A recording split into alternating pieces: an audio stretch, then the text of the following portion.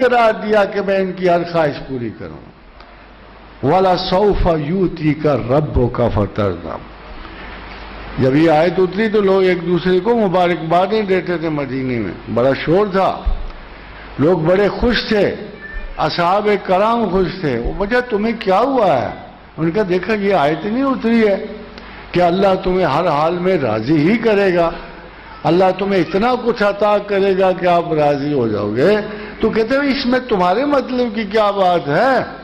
تو کہتے ہمیں پتا ہے کہ ہمارا رسول امت کی بخشش سے کم کسی چیز پہ راضی نہیں ہوگا.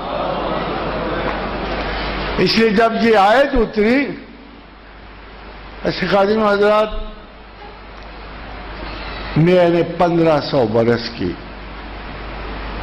تاریخ اسلام میں 1500 برس کا ایک ایک ورق الٹا ہوا، مسلمانوں کا، بڑوں کا، سچوں کا، جھوٹوں کا، مکر و فریب والوں کا. ایک چیز کسی نے آج تک سٹیک پہ نہیں لگائی. یہ حیرانی کی بات ہے. میں اس لیے کہ آپ کا دماغ بڑا واضح ہو جائے، ایک چیز کسی نے سٹیک پہ کبھی نہیں لگائی. میں یہ کروں تو وہ ہو جائے، میں یہ کروں تو وہ ہو جائے. مگر آج تک امت مسلمہ میں کسی مسلمان نے چاہے کتنا ہی فاسق ہو، کتنا ہی کافر ہو، کتنا ہی ظالم ہو، کتنا ہی گنہگار ہو، ایک چیز ٹیک پر نہیں لگائی. میں نے زندگی میں پہلی بار اسلام آباد میں ایک شخص کو کہتے سنا، اگر میں جھوٹ بولوں تو شفاعت رسول سے محروم ہو جاؤں. کیا خیال ہے آپ کا اسٹیٹمنٹ کروا ہے؟ کوئی شخص ہے یہ جوا کھیل سکتا ہے؟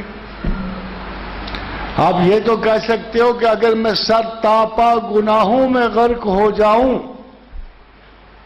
تو اے اللہ مجھے پھر بھی اپنے رسول کی شفاعت پہ کر. یہ کوئی کہہ سکتا ہے کہ میں جھوٹ بولوں تو میں شفاعت رسول سے محروم ہو جاؤں؟ معاذ اللہ، استغفر اللہ. اے بندگان خدا، اس قسم کی فضول باتوں کا ضرور دھیان رکھا. خادم حضرات، ہم ایک دعا پڑھتے ہیں، آپس میں پڑھتے ہیں.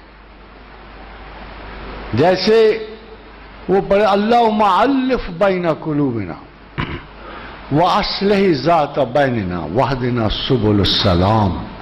جب میاں بیوی آپس میں لڑتے ہوں، بہن بھائی میں اختلاف ہو، تو میں یہی دعا اٹھا کے ان کو دے دیتا ہوں.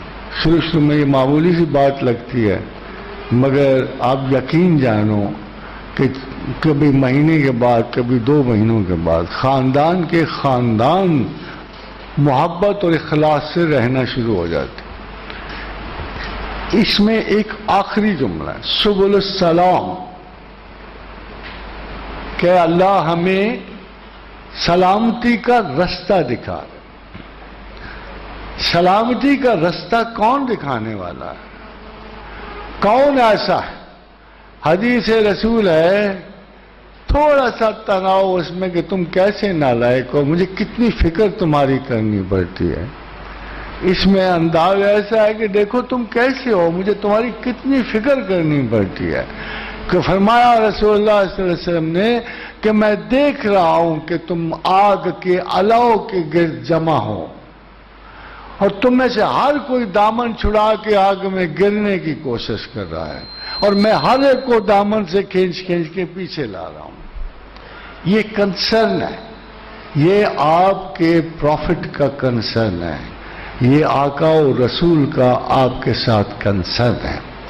مگر ان کا اصل کنسرن کیا ہے؟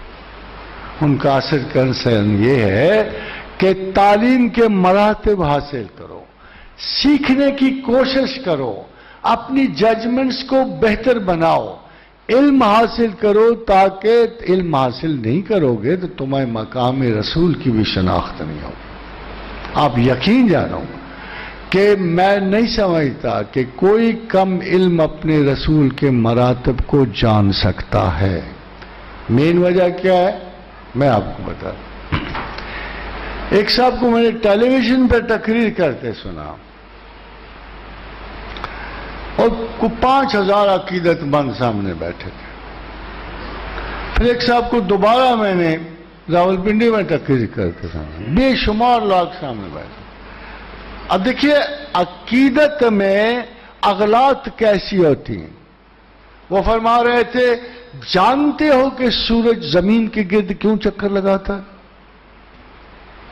मैं नहीं उम्मीद करता कि मेरे सामने बैठे हुए ऐसे नालायक लोग होंगे, मैं नहीं वहां गया। वो एक बहुत बड़े, हाँ हो सकता है कि आप में से कोई उठ जाए और कहे प्रोफेसर साहब ये तो सही नहीं है, सूरज तो जमीन की गिर्द नहीं चक्कर लगाता। हमारे बच्चे जानते हैं, हमारे छोटे छोटे लड़के जो टेलीविजन के आगे बैठे हुए उन तो जमीन को देखा हुआ है, उस सारी गर्दिश के प्रोसेस को देखा हुआ है। वो कहेंगे ये आदमी है, ये प्रोफेसर है, ये मौलवी है, ये जाहिल है। फरमा रहे थे कि तुम्हें पता है कि सूरज जमीन के गिर्द क्यों चक्कर लगाता है? इसलिए कि जमीन पे रोज़ा रसूल है। और खादिम हज़रात, अगर पहली ही बात गलत हो जाए तो ये हद तक कि रसूल है, तौहीन रसालत है कि इज्जत रसालत है। जब आप ऐसी बातें लेके जाओगे ना, और जब तुम्हें ऐसे हकायक को जुटलाओगे, ऐसी गलत बात, उनसे पूछो, मेरे दिल में आया कि पूछूं, जब रोज़ा रसूल नहीं था तो फिर सूरज किस चीज का चक्कर लगाया करता था? जब billions and trillion years old सूरज जो है, जो कम से कम हमारे इल्म में 13.3 बिलियन से मौजूद है, वो उस वक्त क्या कर रहा था जब अभी जमीन बनी भी नहीं थी? जमीन तो बाद में कुछ 6 अरब साल से बनी। तो इस किस्म की अकीदत मंदी जो है, it is very very degrading the profit. वो पैगंबर जो सुबह शाम आपके लिए तलकीन हिदायत करते हैं और दुआ मांगते हैं कि या अल्लाह मेरी उम्मत का इल्म बढ़ा, और फरमाया अगर इल्म औजे सुरैया पर भी होगा तो कोई अजमी उसे उतार लेगा।